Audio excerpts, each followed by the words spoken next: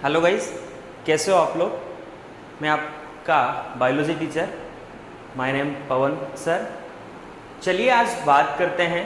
देखो, आपका जो सिलेबस था वो एनसीईआरटी के अकॉर्डिंग सिलेबस जो है, नया जो सिलेबस आपके आया है, तो बायोलॉजी जो है उस बायोलॉजी की 5th यूनिट को डिवाइड किया गया है और उन 5th यूनिट में आपके अलग अलग पोर्शन के हिसाब से आप लोगों को वैसे ही पढ़ना है। तो हम लोग जब स्टार्ट करेंगे तो चैप्टर नंबर फर्स्ट ना लेकर सबसे पहले जो बिल्डअप होता है उससे बात करेंगे। तो नॉर्मल इंट्रोडक्शन की अगर हम लोग बात करते हैं तो सबसे पहले बात करते हैं बायोलॉजी की। तो देखो, बायोलॉजी जो आपने सब्जेक्ट लिया है, पहले तो इसके बारे में आप लोग ये सब चीज़ें देखें कि बायोलॉजी जो सब्जेक्ट है वो इसकी जो नॉलेज है वो है क्या। मतलब कुल मिला के देखा जाए तो बायोलॉजी जो इतना बड़ा सब्जेक्ट है, इसकी स्टार्टिंग यानी फंडामेंटल जो बेसिस है वो कहाँ से है, तो उसके बेसिक पर बात करते हैं। तो सबसे पहले बायोलॉजी जो थी उसके बारे में यानी उसको डिफाइन किया, सबसे पहले जो डिफाइन करने वाला जो बायोलॉजी को जो ब्रांच था वो था अरस्तु। ठीक है, अरस्तु के बाद अलग अलग साइंटिस्ट ने इसके बारे में स्टडी की और अलग अलग फील्ड, अलग अलग ब्रांचेस के बारे में स्टडी करके पूरी एक ब्रांच बना दी और जिसे हम लोग बोलते हैं बायोलॉजी। देखो, बायोलॉजी जो वर्ड है वो लैटिन जो वर्ड होता है उससे डिफाइन किया गया है। तो लैटिन वर्ड जो है उनके मिक्सअप से बायोलॉजी वर्ड आया है। तो बायोलॉजी जो वर्ड है वो 2 वर्ड से मॉडिफाई है। तो वो वर्ड कौन कौन से हैं? BIOS and logos. बायोस जो होता है इसका मतलब होता है लाइफ। ठीक है, अब देखो लोगोस जो होता है इसका मतलब होता है स्टडी, यानी जो साइंस है उस साइंस की ऐसी ब्रांच जिसमें लाइफ की स्टडी की जाती है वो होता है बायोलॉजी। This called biology. तो बायोलॉजी का मतलब यह है कि जिसमें हम लिविंग ऑर्गेनिज्म जो होते हैं उन लिविंग ऑर्गेनिज्म की लाइफ जो होती है उस पूरी लाइफ में सब कुछ चीजें आएंगे। कैसे वो डाइजेशन करते हैं, कैसे रेस्पिरेशन करते हैं, किस तरीके से उनमें एसिमिलेशन होता है, किस तरीके से उसमें रिप्रोडक्शन होता है, किस तरीके से उन सब में रेस्पिरेटरी सिस्टम जो होता है वो कैसे कमांड करता है, वो सारी बातें हम लोगों को इस सब्जेक्ट में पढ़नी है।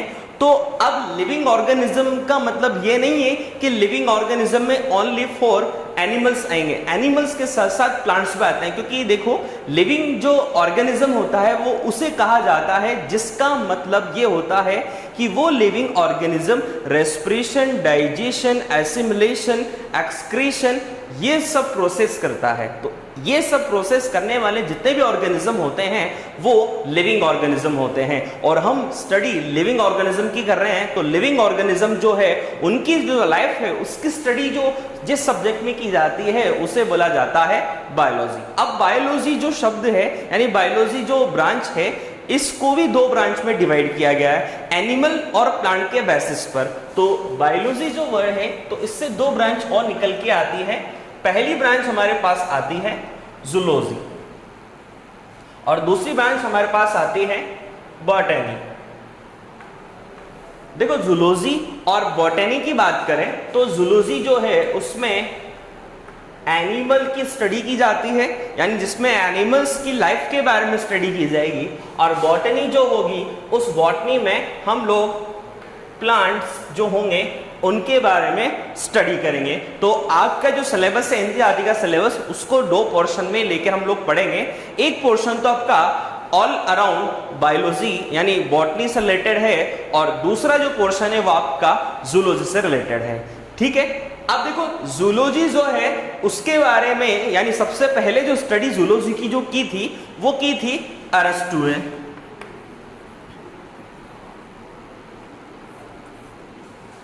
ठीक है, और बॉटनी जो था उस बॉटनी के बारे में सबसे पहले स्टडी जो की वो करी व्हिटेकर ने।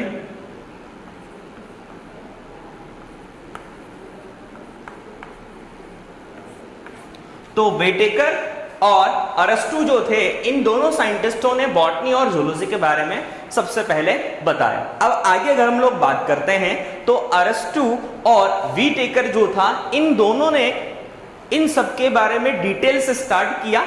अब ऐसा नहीं है कि इन्होंने ही पूरी ब्रांच के बारे में स्टडी कर लिया, अलग अलग साइंटिस्ट ने अलग अलग ब्रांचेस के बारे में स्टडी की और इस बेसिस पर पूरी बायोलॉजी हमारे पास सामने आती है।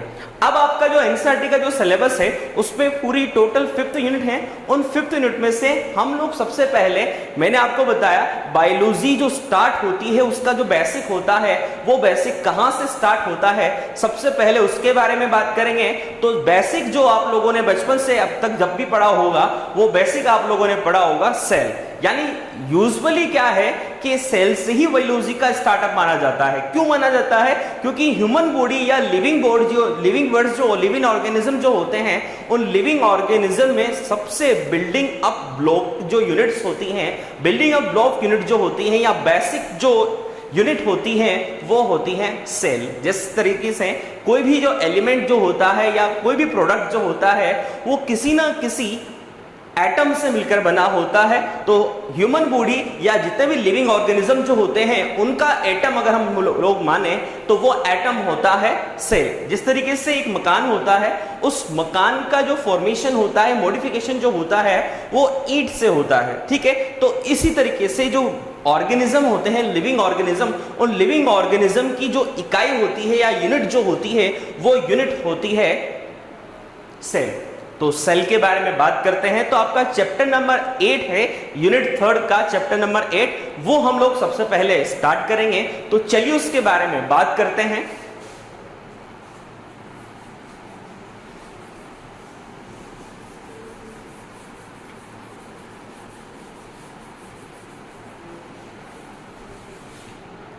देखो यूनिट 3 और यूनिट 3 का चैप्टर नंबर 8 जो है वो हमारे पास है सेल।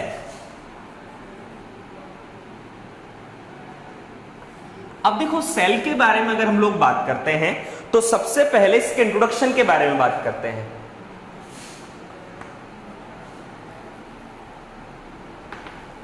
इंट्रोडक्शन में सबसे पहली बात हमारे पास आती है कि जितने भी एवरी लिविंग ऑर्गेनिज्म जो होते हैं उन एवरी लिविंग ऑर्गेनिज्म की बेसिक जो यूनिट होती है, एक वर्ड आता है हमारे पास बेसिक यूनिट। तो ये जो बेसिक यूनिट जो होती है लिविंग ऑर्गेनिज्म की वो बेसिक यूनिट होती है हमारे पास सेल, ठीक है। तो पहली चीज आपको याद रखनी है कि लिविंग ऑर्गेनिज्म की जो बेसिक यूनिट जो होती है वो सेल होती है। अब एक चीज और आप लोगों को ध्यान रखनी है, जितने भी लिविंग ऑर्गेनिज्म जो होते हैं उनकी बॉडी की जो मोस्ट स्मॉलेस्ट यूनिट जो होती है, most smallest unit of the body every living organism, ठीक है, वो क्या होती है? सेल। तो सबसे स्मॉलेस्ट यूनिट जो होती है वो क्या होती है लिविंग ऑर्गेनिज्म की? सेल। ये दूसरी बात हो गई। अब एक चीज और आप लोगों को ध्यान रखनी है कि जो सेल होती हैं, सेल बहुत सारी सेल्स जिनके फंक्शन और उनके स्ट्रक्चर सेम है वो सब मिक्स हो जाते हैं, मिल जाते हैं, कॉम्पैक्ट हो जाते हैं और कॉम्पैक्ट होके किसका फॉर्मेशन करते हैं? सेल आपस में कॉम्पैक्ट होगी और फॉर्मेट करेगी टिश्यू को, ठीक है। अब सेम फंक्शन वाले टिश्यू जो होंगे वो भी कॉम्पैक्ट हो जाएंगे और कॉम्पैक्ट होके ये किसका फॉर्मेशन करेंगे? ऑर्गन्स, ठीक है। ऑर्गन्स जो होंगे वो भी कॉम्पैक्ट होंगे और कॉम्पैक्ट होकर क्या बनाएंगे? सिस्टम। और सिस्टम कॉम्पैक्ट होगा और सिस्टम कॉम्पैक्ट होके बनाएगा पूरी ऑल ओवर बॉडी। तो इस तरीके से हमारा फंडामेंटल स्टार्ट होता है। सेल्स जो होंगी वो मिलकर टिश्यू का फॉर्मेशन करेंगी, टिश्यू जो होगा वो ऑर्गन का फॉर्मेशन करेगा और ऑर्गन्स जो होंगे वो फॉर्मेशन करेंगे सिस्टम्स का और सिस्टम फॉर्मेशन करेगा बॉडी का। जैसे सपोज सेल्स की बात करते हैं, सेल्स कॉम्पैक्ट होकर टिश्यू बना रही है। अब टिश्यू कौन कौन सा? जैसे ब्लड भी एक तरह का लिक्विड टिश्यू होता है, ठीक है। उसके साथ साथ कनेक्टिव टिश्यूज जो होते हैं वो भी हमारे होते हैं, जो एनवेलप बनाते हैं पूरी बॉडी का, एनवेलप जो स्किन का फॉर्मेशन करते हैं, वो सब क्या है, टिश्यूज हैं। ये सब टिश्यू ही क्या करते हैं, ऑर्गन का फॉर्मेशन करते हैं, जैसे स्टमक हुआ, लिवर हुआ, पैनक्रियाज हुआ, ठीक है, हार्ट हुआ, ब्रेन हुआ, ये सब क्या है, ऑर्गन्स। और इन सब ऑर्गन्स जो हैं वो इन सबको ऑपरेट कौन करेगा, सिस्टम। जैसे लंग्स को ऑपरेट कौन करेगा, respiratory system, liver, pancreas, stomach, intestine, इन सबको कौन ऑपरेट करेगा, डाइजेस्टिव सिस्टम।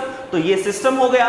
और सिस्टम जो होंगे ये सब सिस्टम, जैसे रेस्पिरेटरी सिस्टम, हमारा नर्वस सिस्टम, उसके बाद हमारी बॉडी में digestive system, excretory system, muscle system, skeleton जो होता है वो, तो ये सब जो होंगे, ये स्केलेटन सिस्टम जिसे कहा जाता है, तो ये सब सिस्टम जो होंगे वो ऑल ओवर किसका फॉर्मेशन कर देंगे, बॉडी का फॉर्मेशन कर देंगे।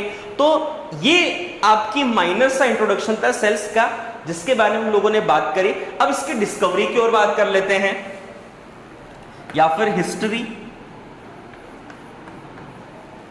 डिस्कवरी। अब देखो हिस्ट्री या डिस्कवरी की अगर हम लोग बात करते हैं तो सबसे पहली चीज हमारे पास आती है, हम लोग चलते हैं 1665।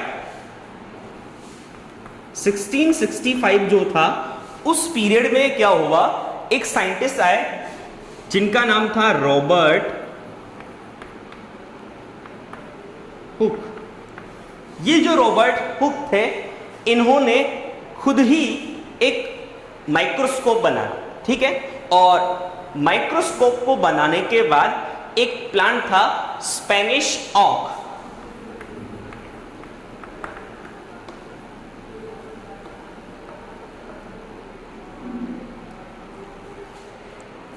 ठीक है। ये स्पेनिश ऑक जो था, इस स्पेनिश ऑक जो प्लांट होता है, इसका जो बॉटेनिकल जो नेम होता है वो होता है क्वेरकस सुबेर। अब स्पेनिश ओक जो प्लांट है, उस क्वेरकस सुबेर जिसका बॉटनिकल नेम है, इस स्पेनिश ओक की जो बार्क की जो सेल होती है, बार्क का मतलब होता है जो पेड़ होता है, उस पेड़ के चारों तरफ जो ब्राउन ब्राउन कलर की जो छिलके जैसा होता है, छाल जिसे बोलते हैं, तो वो जो बार्क होता है, उस बार्क की सेल होती है जिन्हें कॉर्क सेल कहा जाता है बॉटनी की फॉर्म में। यानी जब बॉटनी पढ़ेंगे तो वहां पर आप डिटेल से बात करेंगे। जो बार्क होती है, तो वो जो छाल होती है, यानी जिसे कॉर्क सेल कहा जाता है, कॉर्क सेल। ये जो कॉर्क सेल जो होती है, इस कॉर्क सेल की स्टडी की, ठीक है। अब देखो ध्यान से समझना, 1665 जो था, उसमें रॉबर्ट हुक ने खुद ही एक माइक्रोस्कोप प्रिजर्वेट किया, मॉडिफाई किया, मैन्युफैक्चर किया, और उसके बाद इस रॉबर्ट हुक ने खुद बनाया हुआ जो माइक्रोस्कोप था, उसकी हेल्प से एक प्लांट होता है स्पेनिश ऑक। उस स्पेनिश ऑक जो प्लांट होता है, उस ऑक प्लांट जो था, उसका बॉटनिकल नेम होता है क्वेरकस सुबेर। और क्वेरकस सुबेर की जो कॉर्क सेल जो होती हैं, उस कॉर्क सेल में स्टडी की, और कॉर्क सेल में स्टडी करके उन्होंने देखा कि ये जो कॉर्क सेल थी, उनकी जो शेप होती है वो हनी बी जो होता है, उस हनी बी का जो कॉम्ब होता है, यानी मधुमक्खी का जो छत्ता होता है, उसके जैसे शेप में वो सेल्स दिखाई दी। तो ये जो सेल्स होती हैं, इन सेल्स को उन्होंने सेल्स ना बोलकर, यानी जो वो ब्लॉक जो होते हैं, जैसा आपने मधुमक्खी का छत्ता अगर देखा हो तो वो इस टाइप का होता है, तो ये जो ब्लॉकेज जो होते हैं, उन ब्लॉकेज को उन्होंने बोला सेल्यूला, ठीक है। अब ये जो सेल्यूला जो होता है, इस सेल्यूलर वर्ड को बाद में मैन्युफैक्चर किया और बाद में फिर उसको सेल बोला गया। तो स्टार्टिंग में रॉबर्ट हुक ने इन्हें क्या बोला, सेल्यूला। अब एक चीज और आप लोगों को ध्यान रखनी है, ये तो रॉबर्ट हुक। अब रॉबर्ट हुक के बाद एक साइंटिस्ट और आया, रुडोल्फ विर्चोव। रुडोल्फ विर्चोव। देखो रुडोल्फ विर्चोव जो साइंटिस्ट था, इन्होंने एक सेंटेंस दिया। इन्होंने क्या दिया सेंटेंस, ओमिनिस ई सेल्यूला, ई सेल्यूला, ये लैटिन वर्ड का एक सेंटेंस था जो किन्होंने प्रोवाइड किया, रुडोल्फ विर्चोव ने। और रुडोल्फ विर्चोव ने ये जो सेंटेंस दिया, इस सेंटेंस का अगर मीन निकाला जाए तो इसका मतलब यह होता है कि जो न्यू सेल का जो फॉर्मेशन होता है वो ओल्ड जो सेल होती है उससे होता है। नई सेल का जो फॉर्मेशन होगा वो किससे होगा, ओल्ड सेल से। किसने बताया, रुडोल्फ विर्चोव ने। तो रुडोल्फ विर्चोव ने एक सेंटेंस दिया, ओमिनिस ई सेल्यूला, ई सेल्यूला, जिसका मतलब होता है कि न्यू सेल का फॉर्मेशन ओल्ड सेल से होता है। बस इतना सा ही बोला, ठीक है। उसके बाद रुडोल्फ विर्चोव के बाद एक साइंटिस्ट और आता है, नागेली।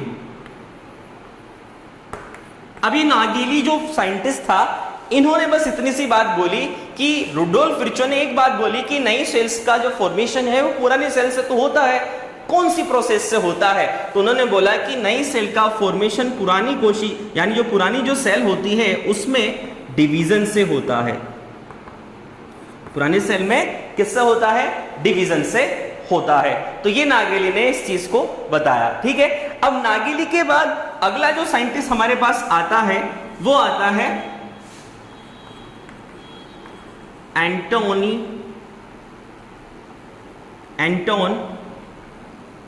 Von Leeuwenhoek. देखो एंटोन वॉन ल्यूवेनहॉक जो था, इस एंटोन वॉन ल्यूवेनहॉक जो साइंटिस्ट था, इन्होंने देखो एक चीज और ध्यान रखना है, रॉबर्ट हुक जो था, इस साइंटिस्ट ने डेथ सेल जो थी, यानी डेड सेल जो थी, उस डेड सेल में स्टडी किया। क्योंकि कॉर्प्स सेल एक तरह से क्या होती है, डेड सेल। आपने देखा होगा ब्राउन ब्राउन कलर की सेल्स होती हैं, तो वो क्या होती हैं, डेड सेल होती हैं। ग्रीन सेल अगर होती तो वो कौन सी सेल होती है, लिविंग सेल। तो एंटोन वॉन ल्यूवेनहॉक जो था, उस ल्यूवेनहॉक जो साइंटिस्ट था, इस साइंटिस्ट ने जो ह्यूमन बॉडी या जैसे ह्यूमन बीइंग या किसी भी एनिमल जो था, उस एनिमल की आरबीसी,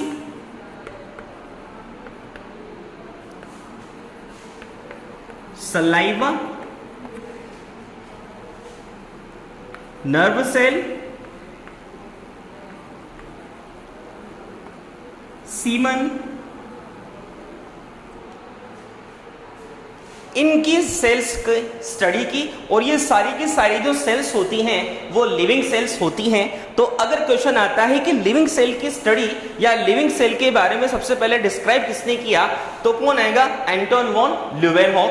और अगर ऐसा पूछा जाता है कि ओनली सेल्स की स्टडी या सेल को डिस्कवर किसने किया, तो रॉबर्ट हुक। अगर लिविंग शब्द हमारे सामने आता है तो लिविंग शब्द में आप हमेशा किसको राइट करोगे, एंटोन वॉन ल्यूवेनहॉक को, ठीक है। तो ये हुई बात। अब आगे और बात करते हैं। एक चीज और आप लोगों को ध्यान रखनी है, भाई होता क्या है, हमसे क्वेश्चन एक चीज ये पूछा जाता है, फादर ऑफ साइटोलॉजी।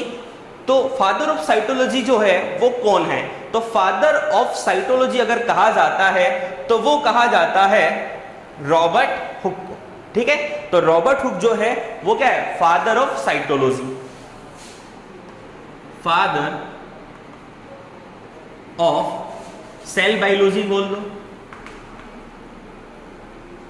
तो फादर ऑफ सेल बायोलॉजी जो है वो है रॉबर्ट हुक, ठीक है। आगे बात करते हैं। उसके बाद अगर ऐसा पूछा जाए, एडवांस्ड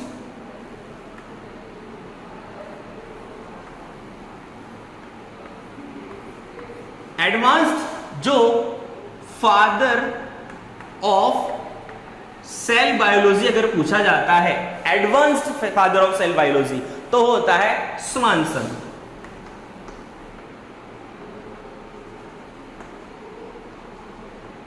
स्वानसन। तो स्वानसन जो है वो advanced father of cell biology है। उसके बाद आगे बात करते हैं। अगर ऐसा पूछा जाए, Indian father of cell biology, तो वो है पीके शर्मा, ठीक है। Indian father of cell biology PK Sharma, advanced father of cell biology Swanson, और only father of cell biology जो हैं वो हैं रॉबर्ट हुक। ठीक है, ये है इसकी डिस्कवरी हिस्ट्री। तो सेल के बारे में हम लोगों ने अभी तक बात करी कि इसका डिस्कवर कैसे हुआ, क्या होती है, उसके बारे में बात करी। अब कुछ जनरल नॉलेज वाली बातें हैं जो आप लोगों ने पहले से पढ़ी होंगी, उसका एक बार रिवीजन देख लेते हैं। ठीक है, तो क्वेश्चन ऐसे आता है, बहुत सारी चीजें हैं, जैसे mostly big cell of living organism, small cell of living organism, long cell of living organism, short cell of living organism. Animals में भी पूछा जाएगा और प्लांट्स में भी पूछा जाएगा, तो उसके बारे में हम लोग बात करते हैं। अब सेल्स की कुछ जनरल नॉलेज की बात करते हैं। जनरल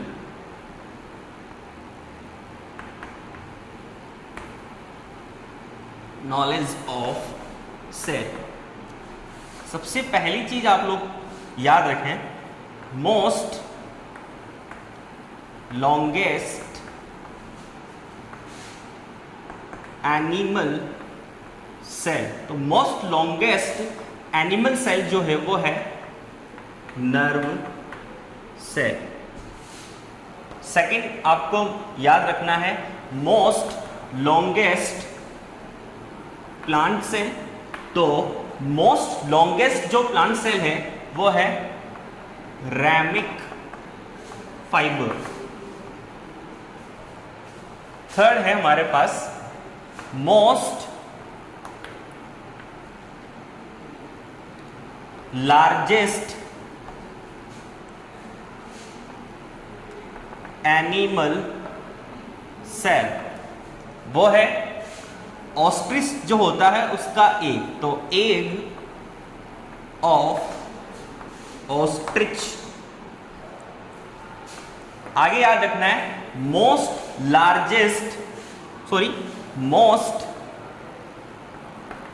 स्मॉलेस्ट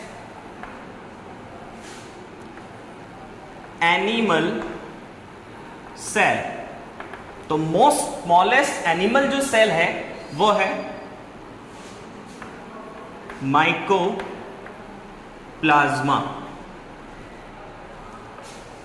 आगे अगर हम लोग बात करते हैं मोस्ट लार्जेस्ट प्लांट सेल, तो मोस्ट लार्जेस्ट जो प्लांट सेल है वो है हमारे पास एसिटाबुलेरिया। तो एसिटाबुलेरिया सबसे लार्जेस्ट प्लांट सेल है और मोस्ट स्मॉलेस्ट प्लांट सेल वो है वापस वही माइकोप्लाज्मा। उसके एक स्पीसीज है लाइडल्वी। तो माइकोप्लाज्मा लाइडल्वी जो है वो स्मॉलेस्ट प्लांट सेल होती है। अब एक चीज और आप लोग ध्यान रखें, एक तो होता है सेल बायोलॉजी और एक होता है साइटोलॉजी। चलिए बताइए, सेल बायोलॉजी और साइटोलॉजी दोनों एक हैं या अलग अलग हैं? तो सेल बायोलॉजी और साइटोलॉजी का अगर हम लोग बात करते हैं तो ये दोनों अलग अलग हैं। कैसे अलग है वो आपको याद रखना है। बायोलॉजी की ऐसी ब्रांच जिसमें सेल्स की ओनली स्ट्रक्चर की स्टडी की जाती है। एक वर्ड बता रहा हूं मैं आप लोगों को, स्ट्रक्चर। अगर बायोलॉजी की ऐसी ब्रांच जिसमें ओनली सेल्स की स्टडी की जाती है, उसकी स्ट्रक्चर की स्टडी की जाती है, सेल की स्ट्रक्चर की स्टडी की जाती है, तो वो है सेल बायोलॉजी। और साइटोलॉजी जो है उसका मतलब ये है कि सेल की स्ट्रक्चर के साथ साथ उसके फंक्शंस, स्ट्रक्चर के साथ साथ अगर सेल्स के जो फंक्शंस जो होते हैं उनकी भी अगर स्टडी की जाती है तो वो होता है साइटोलॉजी। तो तो इतना सा डिफरेंस है, वो आप लोगों को याद रखना है, सेल बायोलॉजी एंड साइटोलॉजी। ठीक है, ये तो हो गई सारी बात। अब आपको एक चीज और ध्यान रखनी है, हम बात कर लेते हैं सेल थ्योरी की।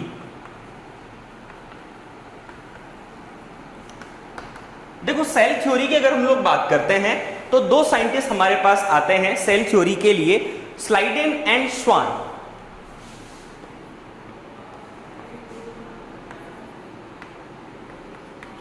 स्लाइडेन और एक है श्वान। तो स्लाइडेन एंड श्वान जो साइंटिस्ट है, इन दोनों साइंटिस्टों ने सेल थ्योरी जो थी उसको डिस्क्राइब किया, और स्लाइडेन जो साइंटिस्ट है ये बॉटनी से रिलेटेड है, और श्वान जो है वो जूलॉजी से रिलेटेड है। यानी ये बॉटनी का साइंटिस्ट है और ये जूलॉजी का साइंटिस्ट है। तो स्लाइडेन बॉटनी से रिलेटेड है, श्वान जूलॉजी से रिलेटेड है। ये चीज आप लोगों को ध्यान रखनी है। अब स्लाइडेन एंड श्वान ने जो सेल थ्योरी प्रोड्यूस की, उसमें ऐसी कौन कौन सी बातें बोली गई जिसकी वजह से ये जो थ्योरी है वो वर्ल्ड में पॉपुलर हुई। तो इन्होंने बहुत सारी बातें बताई, चलिए इसके बारे में बात करते हैं। पहली बात जो उन्होंने बताई हमारे पास, वो हम लोगों ने इसके बारे में पहले भी बात कर ली, कि जो सेल होती है वो लिविंग ऑर्गेनिज्म की बेसिक यूनिट होती है, basic unit of living organism. ठीक है, तो लिविंग ऑर्गेनिज्म की बेसिक यूनिट क्या होती है? सेल होती है। दूसरी बात इन्होंने ये बोली कि जितनी भी एवरी लिविंग ऑर्गेनिज्म जो होते हैं, जितने भी लिविंग ऑर्गेनिज्म जो होते हैं, उनकी सबसे स्मॉलेस्ट जो यूनिट होती है, या फिर इन सभी एवरी लिविंग ऑर्गेनिज्म की जो बॉडी होती है, वो किससे मैन्युफैक्चर होती है?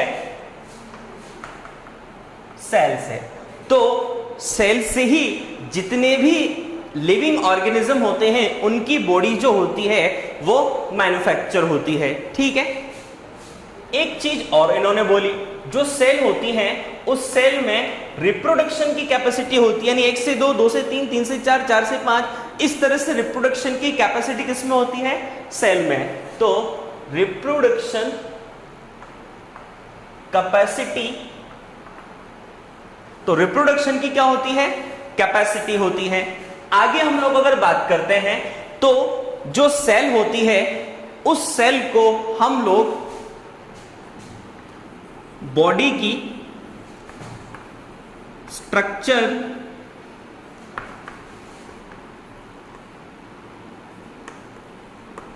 फंक्शनल एंड जेनेटिकल यूनिट बोल सकते हैं।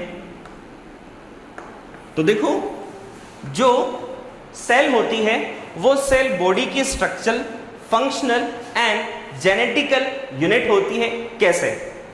स्ट्रक्चर, बॉडी, मैंने आपको बताया मकान किससे बना होता है? ईंटों से। इसी तरह से बॉडी जो होती है वो किससे बनी होगी? सेल्स से। तो सेल्स एक तरह से बॉडी के स्ट्रक्चर का फॉर्मेशन करती है। तो स्ट्रक्चरल यूनिट हो गई, ठीक है, स्ट्रक्चर की यूनिट हुई।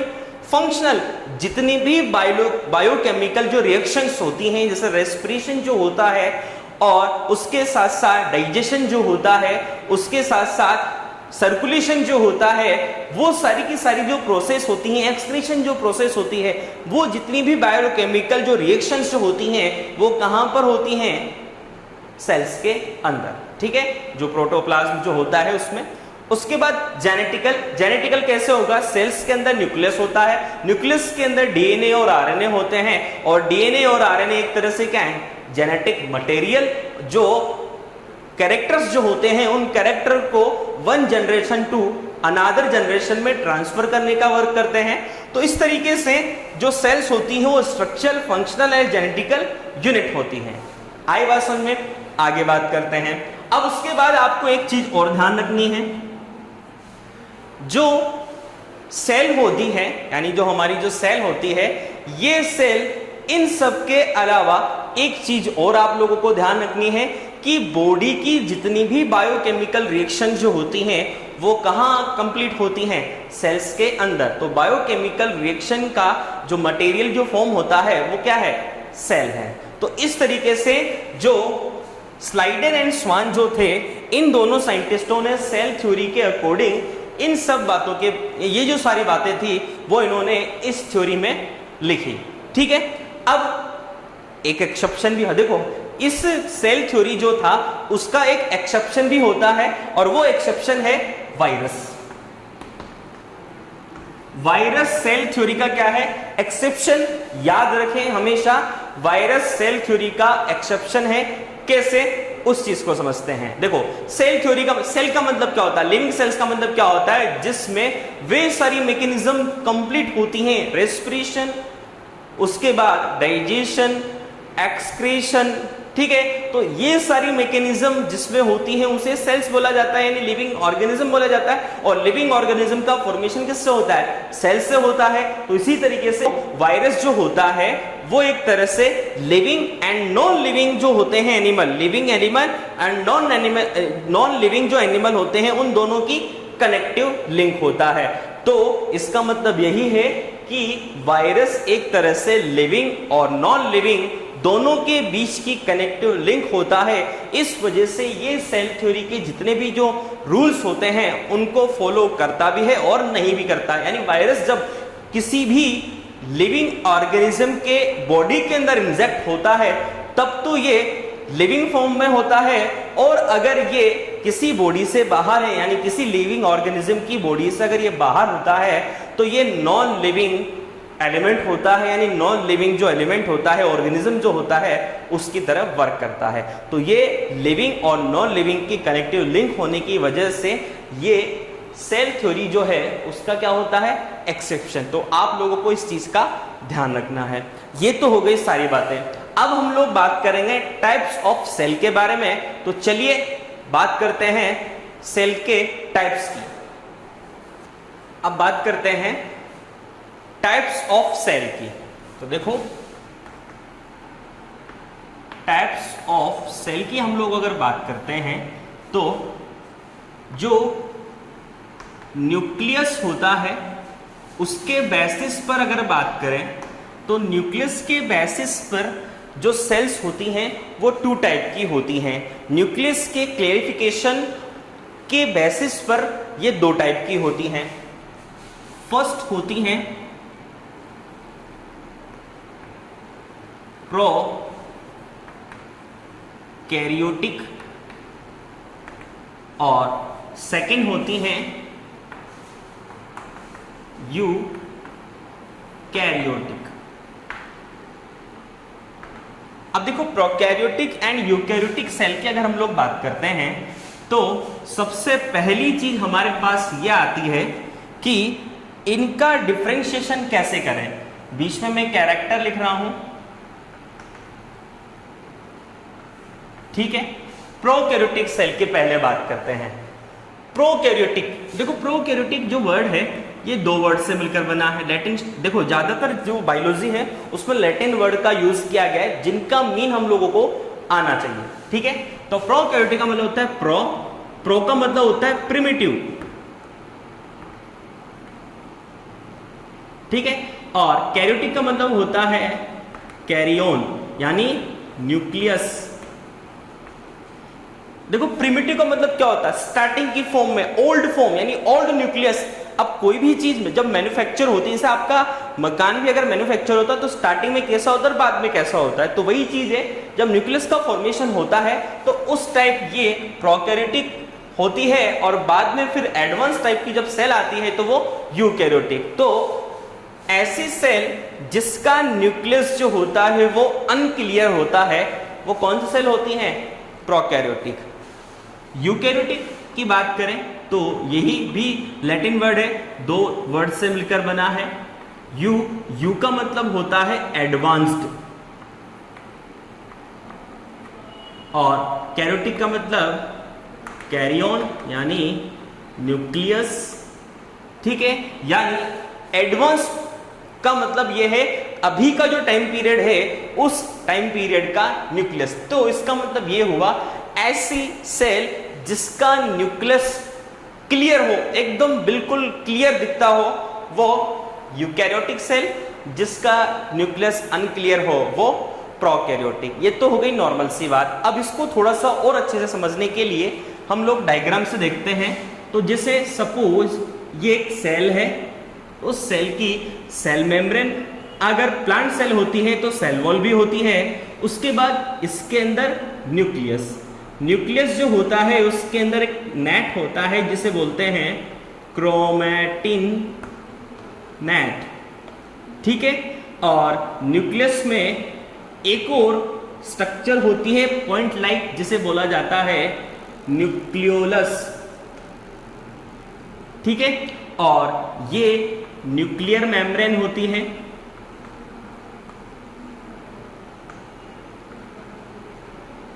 ठीक है। न्यूक्लियर मेम्ब्रेन के अलावा इसमें एक लिक्विड भरा होता है न्यूक्लियस में, जिसे बोलते हैं न्यूक्लियोप्लाज्म। तो देखो जो न्यूक्लियस होता है उस न्यूक्लियस में चार चीजें होती हैं। सबसे बाहर स्टार्टिंग में न्यूक्लियर मेम्ब्रेन, न्यूक्लियर मेम्ब्रेन के अंदर भरा हुआ लिक्विड न्यूक्लियोप्लाज्म, और न्यूक्लियोप्लाज्म के अंदर एक नेट लाइक स्ट्रक्चर होती है जिसे बोला जाता है क्रोमैटिन नेट। और क्रोमैटिन नेट के अलावा न्यूक्लियोप्लाज्म में पॉइंट लाइक स्ट्रक्चर होती है जिसे बोला जाता है न्यूक्लियोलस।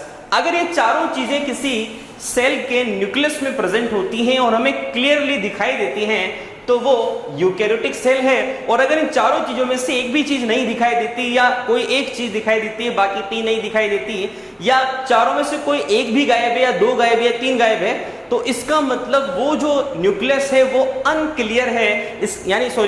अनक्लियर है। तो अनक्लियर होने की वजह से वो कौन सी सेल होगी? प्रोकैरियोटिक। यानी इन चारों सेल में से कोई एक भी गायब है तो वो प्रोकैरियोटिक, और चारों जो पार्ट न्यूक्लियस के प्रेजेंट है, यानी न्यूक्लियस के अगर चारों पार्ट इसमें प्रेजेंट हैं तो वो कौन सी सेल है? Eukaryotic cell. तो ये मोस्टली डिफरेंट, इसका डिफरेंशिएशन हो गया। अब चलिए आगे बात करते हैं कि जो प्रोकैरियोटिक जो सेल होती है वो कौन कौन सी होंगी, यानी किस किस में प्रेजेंट होंगे। तो वायरस, बैक्टीरिया, माइकोप्लाज्मा, बैक्टीरियोफेज, इन सब जो ऑर्गेनिज्म जो होते हैं उन सब की जो सेल होती है वो कौन सी सेल होती है? Prokaryotic cell. तो चलिए बात करते हैं। अब देखो इनके डिफरेंशिएशन की बात करते हैं तो फोर डिफरेंट, तो पहला डिफरेंट तो ये हो गया न्यूक्लियर मेम्ब्रेन। जो न्यूक्लियर मेम्ब्रेन होती है वो प्रोकैरियोटिक सेल जो होती है उसमें एब्सेंट होती है और यहां पर प्रेजेंट होती है। दूसरा कैरेक्टर अगर हम लोग बात करते हैं न्यूक्लियर मेम्ब्रेन के अलावा तो न्यूक्लियो जो प्लाज्म होता है वो यहाँ पर एब्सेंट होता है और यहाँ पर प्रेजेंट होता है। तीसरी चीज की हम लोग अगर बात करते हैं तो न्यूक्लियोलस जो होता है वो यहाँ पर प्रेजेंट होती है और यहाँ पर एब्सेंट होती है, ठीक है। उसके बाद क्रोमैटिन नेट की बात करें तो क्रोमैटिन नेट जो होती है वो यहाँ पर क्या होती है?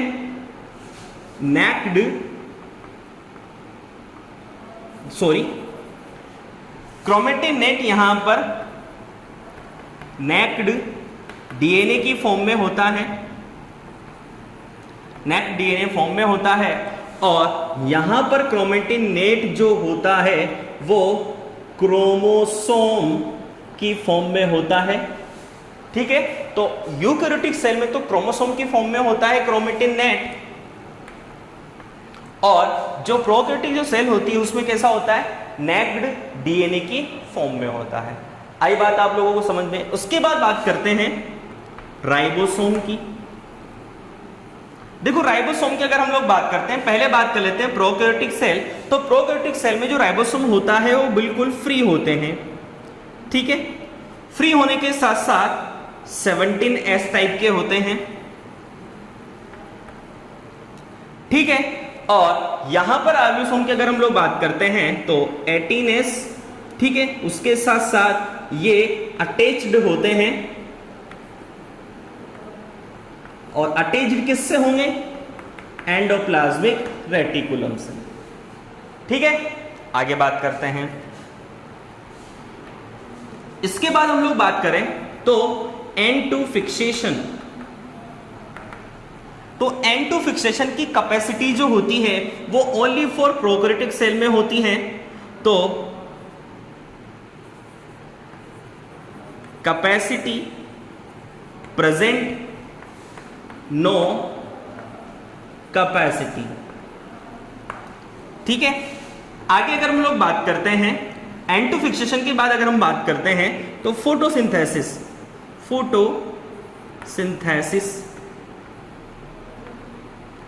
फोटोसिंथेसिस की बात करें तो यहां पर प्रोकैरियोटिक जो सेल होती है उसमें फोटोसिंथेसिस के लिए क्रोमेटोफोर पाए जाते हैं, यानी क्रोमेटोफोर प्रेजेंट होते हैं।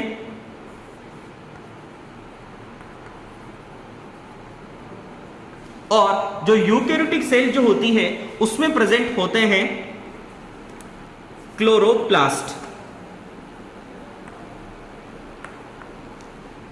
आगे बात करें रेस्पिरेशन की, तो रेस्पिरेशन जो प्रोकैरियोटिक सेल जो होती है उसमें रेस्पिरेशन के लिए एक ऑर्गन प्रेजेंट होता है और वो ऑर्गन होता है मीजोसोम। और जो यूकैरियोटिक जो सेल होती है उसमें ऑर्गन प्रेजेंट होता है माइटोकॉन्ड्रिया। आगे अगर हम लोग बात करते हैं लोकोमोशन की, तो देखो ये जो सेल होती है इस सेल में जो लोकोमोशन जो होता है वो होता है फ्लैजिला, और यहां पर जो लोकोमोशन होगा वो होगा सीलिया, फ्लैजिला, स्यूडोपोड। एंट अमीबा जो होता है यानी अमीबा जो होता है उसमें जो स्यूडोपोड बनते हैं तो वो जो टोपी लाइक स्ट्रक्चर जो बनती है, कैप लाइक जो स्ट्रक्चर बनती है वो यही होती है स्यूडोपोड, ठीक है। आगे बात करते हैं सेल वॉल। अब देखो सेल वॉल की बात करें तो सेल वॉल यहां पर एब्सेंट और यहां पर प्रेजेंट, और प्रेजेंट भी किसमें, प्लांट सेल में। एनिमल सेल में एब्सेंट होती है, ये ध्यान रखना, ठीक है, लिख देना यहां पर। तो प्लांट सेल में ही प्रेजेंट होती है, एनिमल सेल जो होता है उसमें एब्सेंट, ठीक है। आगे बात करते हैं, अब देखो उसके बाद और क्या चीजें हैं। देखो एक चीज और आती है सेल डिवीजन। देखो सेल डिवीजन की अगर हम लोग बात करते हैं तो यहां पर जो प्रोकैरियोटिक सेल होती है उसमें सेल डिवीजन ए माइटोसिस टाइप का होता है, और यहां पर माइटोसिस एंड मियोसिस, तो दोनों टाइप का होता है, माइटोसिस टाइप का भी होगा और मियोसिस टाइप का भी होता है। आगे बात करते हैं, देखो एवरी